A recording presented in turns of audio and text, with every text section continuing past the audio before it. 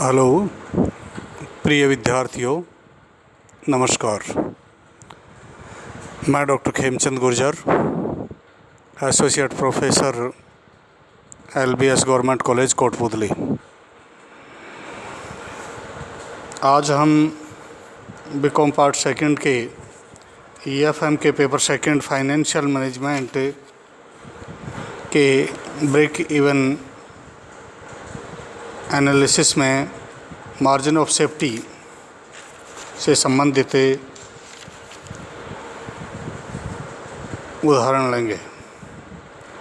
सबसे पहले बात ये आती है कि मार्जिन ऑफ सेफ्टी सुरक्षा सीमा क्या होती है। तो देखिए, कुल विक्रय और समुच्छेद बिंदु पर जो विक्रय होता है उसका अंतर सुरक्षा सीमा कहलाती है। अर्थात total actual sales minus BEP sales बराबर मार्जिन ऑफ सेफ्टी होता है। अतः कुल विक्रय समविच्छेद बिंदु से जितना अधिक होगा सुरक्षा सीमा उतनी ही अधिक होगी, और अंतर कम होने पर सुरक्षा सीमा भी कम होगी। इसका तात्पर्य यह है कि विक्रय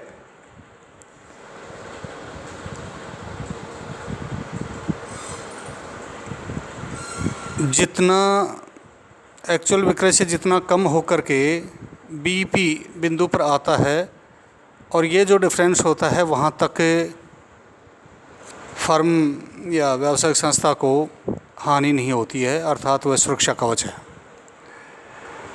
जैसे उदाहरण के लिए मान लीजिए कि 6 लाख रुपए की एक्चुअल बिक्री है, BEP 4 लाख रुपए आ रहा है, तो यदि विक्रय राशि 2 लाख रुपए और गिर जाए, मतलब 6 लाख माइनस 4 लाख बराबर 2 लाख रुपए गिरती है, तो ये सुरक्षा सीमा है 2 लाख रुपए की। इसको मार्जिन ऑफ सेफ्टी कहते हैं। मार्जिन ऑफ सेफ्टी का सूत्र होता है मार्जिन ऑफ सेफ्टी बराबर एक्चुअल या total sales minus BEP sales, या दूसरा सूत्र मार्जिन ऑफ सेफ्टी बराबर प्रॉफिट अपॉन PV रेशो। इसको सूत्र प्रतिशत के रूप में व्यक्त कर सकते हैं। MS रेशियो बराबर margin of safety upon actual sales गुणा 100। अब हम इसके लिए एक उदाहरण लेते हैं। तो देखिए, ये एक निश्चित वर्ष में X कंपनी लिमिटेड से निम्न सूचनाएं प्राप्त की गई हैं।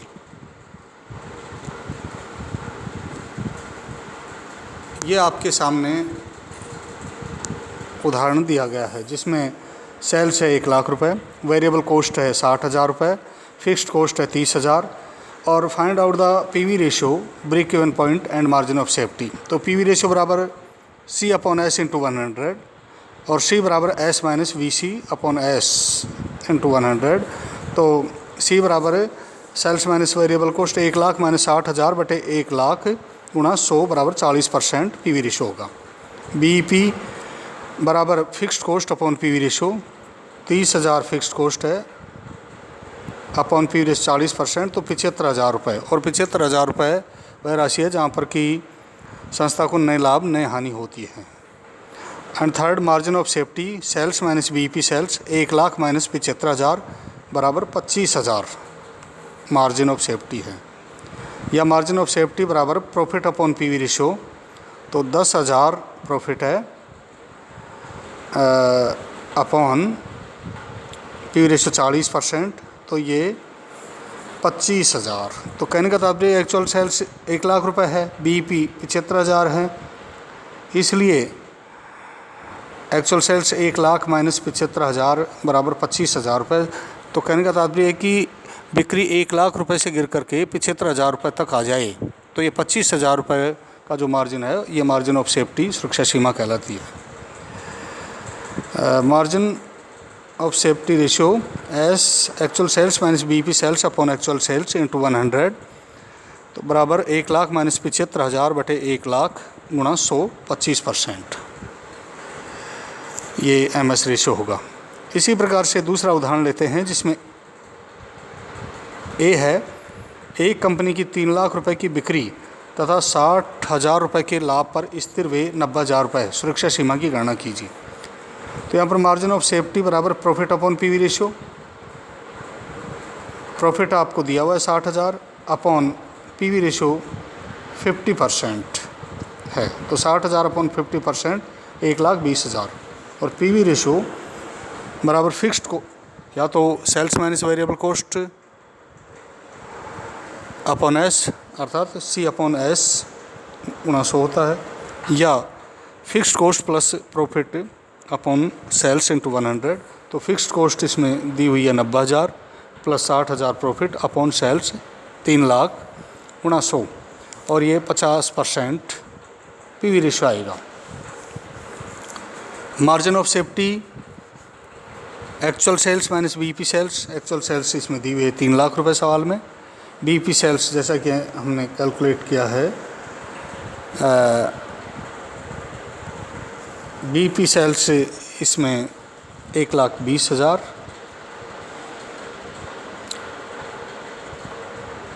तो सॉरी बीईपी सेल्स 1,80,000, इसलिए मार्जिन ऑफ सेफ्टी 1,20,000 रुपये आएगी। बीईपी बराबर fixed cost upon P ratio. Fixed cost 90,000 बटे 50% 1,80,000 रुपये बीईपी होगा, अर्थात विक्रय का वह बिंदु जहाँ पर कि नए लाभ नए हानि है। आगे है पीवी रेशियो बराबर C upon S into 100। 2 lakh upon 8 lakh